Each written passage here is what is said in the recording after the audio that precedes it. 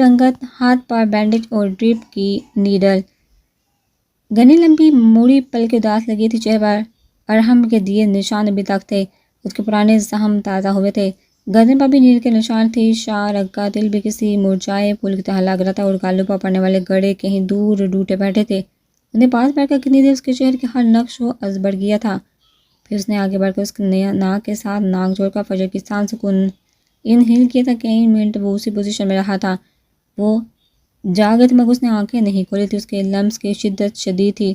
یہ جو تم نے میری امانت میں خیانت کی ہے نا، اس کی سزا اذلان حیدر شاہ تمہیں ضرور دے گا. میری سانسیں بند کرنے کی کوشش کی تھی نا، تو تیار ہے نا اب. تمہارے جسم سے قطرہ قطرہ جان نچوڑوں گا. اس نے اس کے کان کی لو پر پر حدت لمس چھوڑا تھا اور الٹے قدم باہر کی طرف پلٹا تھا. وہ جانتا تھا کہ وہ دوائیوں کے زیر اثر ہے. اگر وہ وہاں اور ایک پل بھی رکتا تو خود کو کنٹرول نہ کر پاتا. فجر جی جان سے لڑتی تھی. انہیں اپنی آنسو سے بڑی آنکھیں کھولی تھی. آئی ایم سوری عزیز. ان کی شادی کے پورے 3 ماہ ہو چکے تھے. وہ ان کا رشتہ بھی مضبوط ہوتا جا رہا تھا. وقت کے ساتھ ساتھ آج ان دونوں کو پھر سے بڑی ماما نے اپنے کمرے میں کسی ضروری بات کے لیے بلوایا تھا. وہ دونوں ان کے سامنے بیٹھے تھے. لیدی تم کشمش سے اور حیدری تم بھی منہ سے بات کرو. اگر ان کو کوئی اعتراض نہیں تو میں اس رشتے کو بھی مکمل کرنا چاہتی ہوں. پہلے احمد کی فیملی اور اب مسز ایکسم کی طرف سے بھی رشتہ آ چکا ہے. کشمش کا میں چاہتی ہوں کہ افیشل اناؤنسمنٹ کر دوں تاکہ سب کو پتہ چل جائے، کیونکہ میں چاہتی ہوں کہ میری دونوں بیٹیاں میرے گھر میں ہی رہیں. مگر ماما اگر ان دونوں میں سے کوئی ایک بھی راضی نہ ہوا تو آپ زبردستی نہیں کریں گی. کیا تم میرے فیصلے پر پچھتا رہی ہو دونوں؟ انہوں نے ان کے چہرے کھوجتے ہوئے کہا تھا. نہیں بڑی ماما، ہم بہت خوش ہیں. نیدی نے کہا تھا. میں جانتی ہوں بیٹا، شروع میں میرا فیصلہ تم لوگوں کی بھی زبردستی مسلط کرنا لگا تھا، مگر میں نے وہ فیصلہ بھی بہت سوچ سمجھ کر لیا تھا.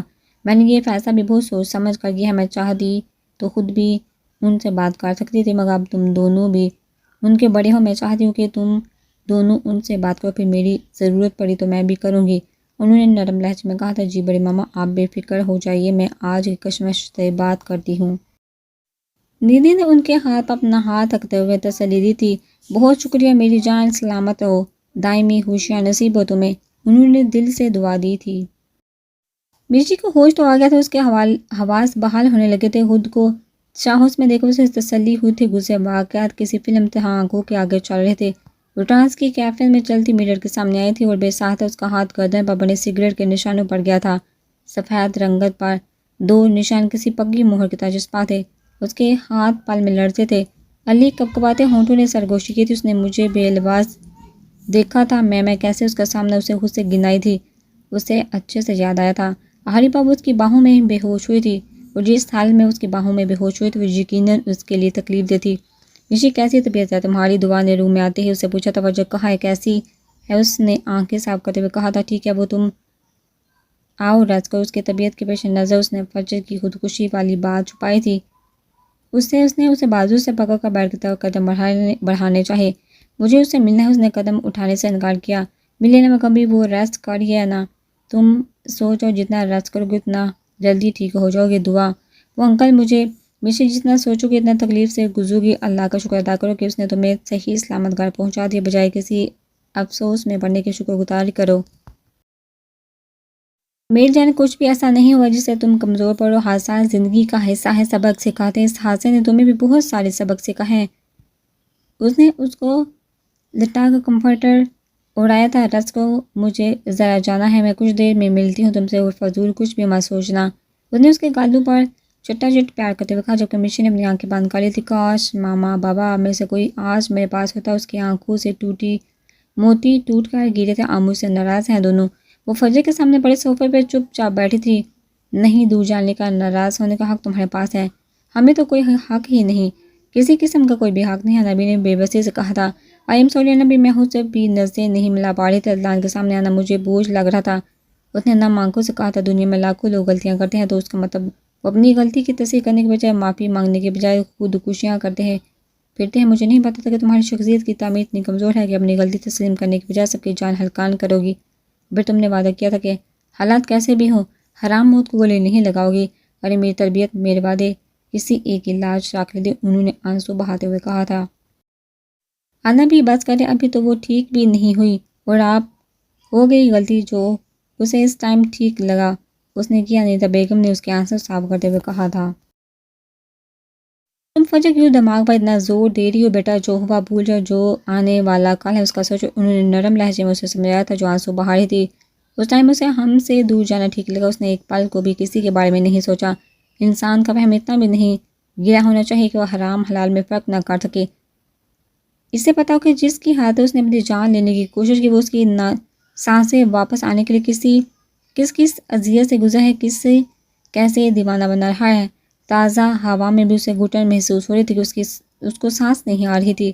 اس نے خود کی نہیں اس کی سانسیں چھیننے کی کوشش کی تھی۔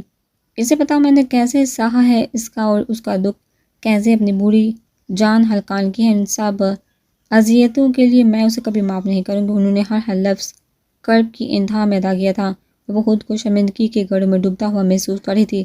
واقعی وہ اس انسان کی ریاضت کو کبھی سمجھ نہیں پائی تھی، اور اب سمجھی بھی تو تب جب وہ اس سے دوری بنائے بیٹھا ہے، اس کے اور اپنے درمیان دیواریں کھڑی کیے بیٹھا ہے۔ وہ رو رہی تھی، شاید اب رونا ہی اس کے مقدر میں تھا۔ تم اتنے یقین سے کیسے کہہ سکتے ہو کہ 5 سال پہلے جو ہوا اس میں ہمدانی انکل کا ہاتھ تھا؟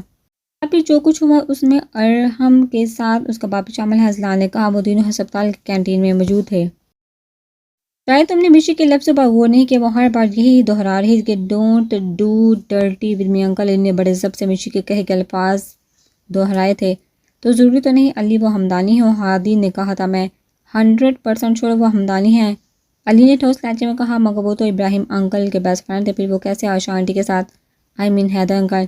اس سب میں نہیں، آئی ڈونٹ تھنک سو، ہادی نے نفی میں سر ہلایا۔ ٹھیک کہہ رہا ہے یہ، اللہ نے اس کی تقلید کی تھی میرے کہنے پر ایک بار، صرف ایک بار۔ عزیز ہادی تم لوگ اس سب کی تانے بانے احمد انکل سے جوڑو، مجھے لگتا ہے کوئی نہ کوئی کلو ضرور ملے گا، مجھے یقین ہے، اس نے اذلان کی طرف دیکھتے ہوئے کہا تھا۔ تو پھر عزیز سب سے پہلے مشی کو ہمدانی انکل کی پک دکھاؤ گے تو وہ اس بات کی تصدیق کر دیتی ہے کہ وہ ہمدانی ہی تھا جو اس رات ہادی نے بات ادھوری چھوڑی تھی۔ نہیں ابھی نہیں، ابھی اسے سنبھلنے دو، اپنے ہوش بحال کرنے دو، ابھی وہ تکلیف میں ہے، علی نے افسردہ لہجے میں کہا تھا۔ او، ہادی نے اسے چھیڑا تھا۔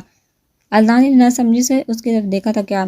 میں تو ویسے ہی کہہ رہا تھا کہ علی کو مشی کی کتنی فکر ہے نا، ہادی نے میسنی ہنستے ہوئے کہا تھا۔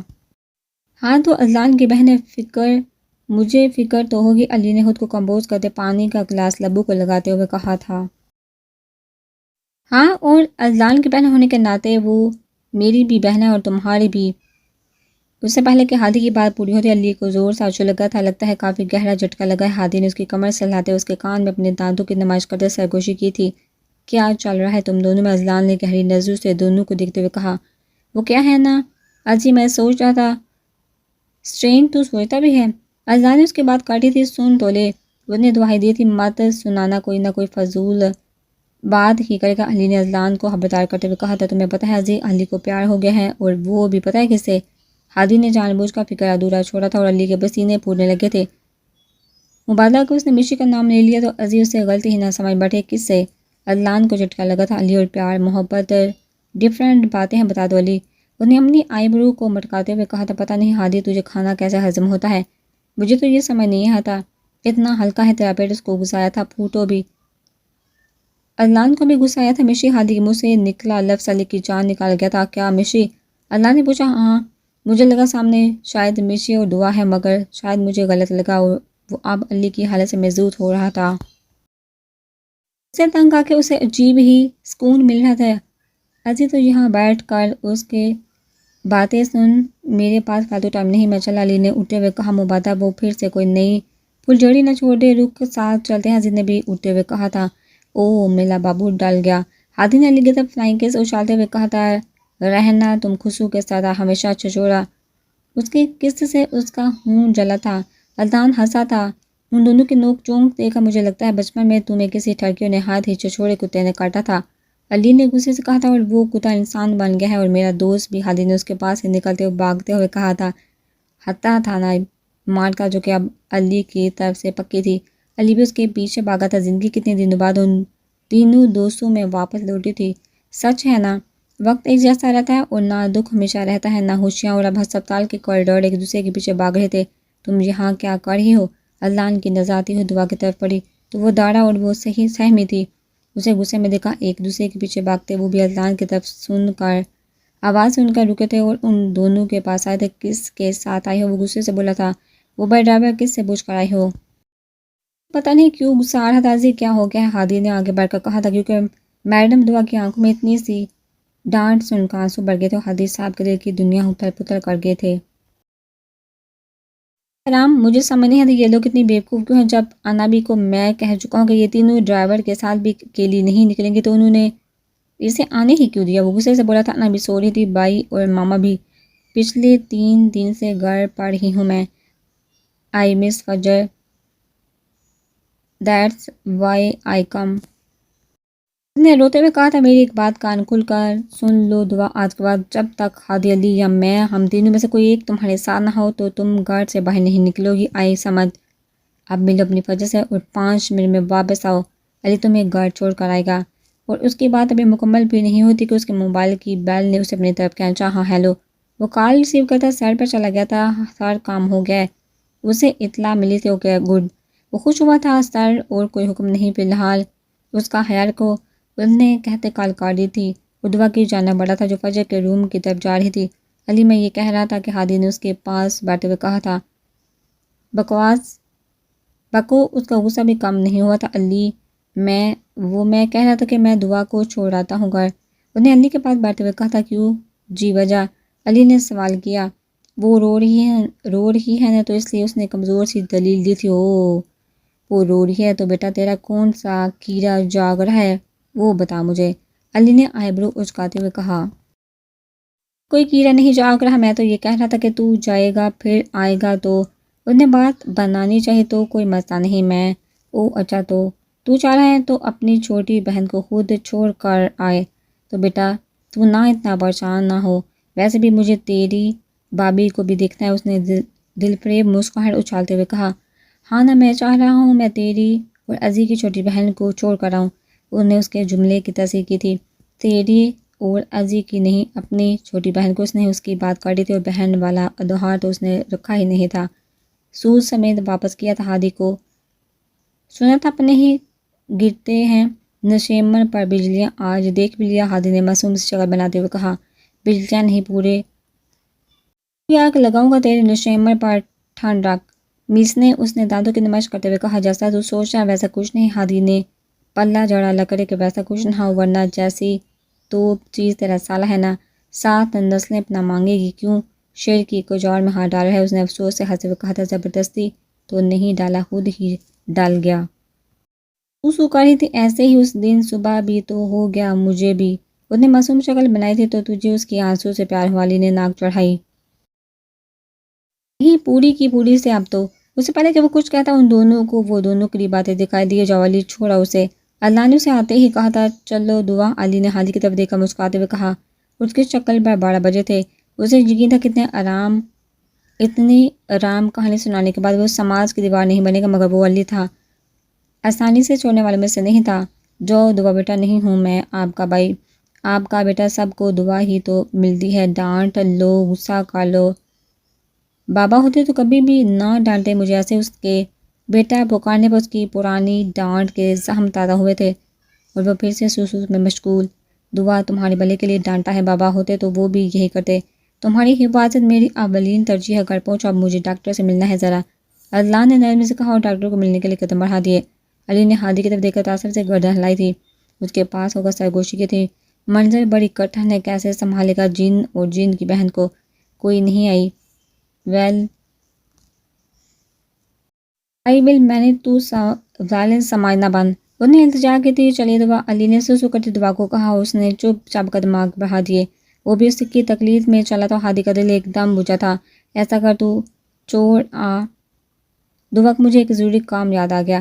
علی اچانک سے واپس آیا تھا اور ہادی کے چہرے پر زندگی دوڑی تھی۔ تھینک یو میری باربی، اس نے فلائنگ کس اچالی تھی اور علی کو جاتے جاتے بھی تپا گیا تھا۔ اس خوشبو کے سردار کے ساتھ نیکی کرنی ہی نہیں چاہیے۔ وہ بڑبڑا تھا، ایسے کیسے وہ جا سکتا ہے کہیں؟ دماغ سٹ ہے، وہ ایک قدم نہیں چل سکتا۔ تم لوگ کہہ رہے ہو کہ وہ بیڈ سے غائب ہے؟ حمدانی صاحب ہاسپٹل انتظامیہ پر بڑک رہے تھے۔ سر رات وہ اسی روم میں تھے، لیکن صبح جب میں صفائی کے لیے آیا تو وہ بیڈ پر نہیں تھے، وائلڈ بوائے نے کہا۔ ٹانگ اس کی ٹوٹی ہے، دماغ پر اس کی چوٹیں آئی ہیں، بازو دونوں اس کے ٹوٹے ہیں۔ چلنے پھرنے سے بوقاصر حساس ہے، بتاؤ کس کے ساتھ مل کر تم نے اسے غائب کروایا ہے، کتنے پیسے لیے؟ انہوں نے وارڈ بوائے کا گردن پکڑ کر کراتے ہوئے کہا، چوری صاحب آپ الزام لگا رہے ہیں ہمارے عملے پر۔ ڈاکٹر نے وارڈ بوائے کو چھڑواتے ہوئے کہا، الزام مائی فٹ، ایک دن کے اندر اندر ہسپتال بند کرواؤں گا میں تم لوگوں کا، ہسپتال پر کیس کروں گا، تم جانتے نہیں ہو مجھے ابھی، اور تم زندگی کی بھیک مانگو کہ مجھے۔ انہوں نے وارڈ بوائے کی طرف اشارہ کرتے ہوئے کہا اور تن فن کرتے وہاں سے چلے گی۔ کشمش، مجھے تم سے کچھ بات کرنی ہے۔ ندی نے نگرس پین میں ڈالتے ہوئے کہا، ہاں بولیے ابھی، اس نے چیز کیک بنایا تھا، آپ بس اس کی ڈیکوریشن کر رہی تھی۔ بڑی ماما چاہتی ہے کہ تمہاری اور بیمو کا رشتہ کر دیا جائے۔ اگر تمہیں کوئی سچ، یہ کب کہا بڑی ماما نے؟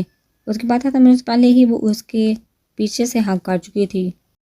یہ پوری بات مجھے منظور ہے، وہ اس کو ہاتھ میں لیے ہوئے ہی بولی تھی، مطلب تم ہوش ہو؟ اس نے اپنا آپ چھڑواتے ہوئے کہا، ہوش؟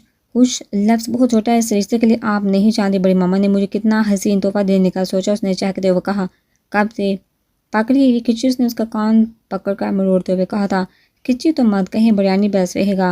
اس نے اپنا کان چھڑواتے ہوئے کہا، کیا بیمو بھی تمہارے ساتھ نہیں؟ ابھی ایسا کچھ نہیں، یہ ایک طرفہ محبت ہے۔ اس نے گہرا سانس ہوا کے سپرد کیا تھا، اگر اس نے انکار کر دیا تو ندی کو اس کی خوشیاں چھین جانے کا خطرہ ہوا۔ بے قسمت، مگر جو مجھے بیمو سے ہے اس کا حقدار کوئی اور نہیں ہو سکتا۔ اس کی آنکھوں میں نمی آئی تھی، ندی کے دل کو کچھ ہوا تھا، اور اگر اس نے ہاں کر دی تو انہیں بات ادھوری چھوڑی تو جلدی ہاتھ نہیں آؤں گی اس کے، تڑپا تڑپا کر ماروں گی۔ اس کے چہرے پر خوشی دوڑی تھی، مرجھایا چہرہ ایک دم سے تازہ ہوا تھا۔ ندی نے اس کے دائمی خوشی کے لیے کھڑے کھڑے جانے کتنی دعائیں کر ڈالی تھی۔ وہ پارکنگ ایریا سے گاڑی نکال رہا تھا اور وہ فرنٹ سیٹ پر بیٹھی آنسو بہانے میں مشغول تھی۔ وہ پاس تھی، ساتھ ہی تو ہادی کے دل کو عجیب انجانا سکون ملا تھا۔ بعض کا تو دعا اب ایسا بھی اس نے کچھ نہیں کہا جو تم آنسو بہا۔ اس کے رونے سے اسے عجیب گھٹن ہو رہی تھی، میں کسی کی آنکھوں سے رو رہی ہوں؟ اس نے روتے ہوئے ہی سوال کیا تھا، ظاہر ہے اپنی آنکھوں سے۔ اس کے بتو کے سوال پر حیران ہوا تھا، تو پھر تمہیں کون سا بل آ رہا ہے یا ٹکٹ لاگت ہے؟ اس نے غصے سے کہا تھا، زبان تو بہت چلتی ہے تمہاری۔ اس کے جواب پر تپا تھا، وہ بھی میری ہے تو میں جو مرضی کروں، چلاؤں یا بند کروں، تمہیں مسئلہ؟ وہ پھر سے بڑکی تھی، اذان کا سارا غصہ مجھ معصوم پر اتارنا ہے تم نے؟ ہادی نے معصوم شکل بناتے ہوئے کہا، تم وہ معصوم قیامت کی نشانیاں۔ اس نے ٹیشو صاف کرتے ہوئے نہ کہا تھا، ویسے دعا کتنا اچھا ہوا نا، تمہاری آنکھیں، ہاتھ، زبان سب میرے ہو جائیں۔ اس نے حسرت سے کہا، کیوں؟ تم اپنی آنکھیں، ہاتھ و زبان چیریٹی میں دینے لگے ہو؟ اس نے بھی زبان چلائی تھی کیا؟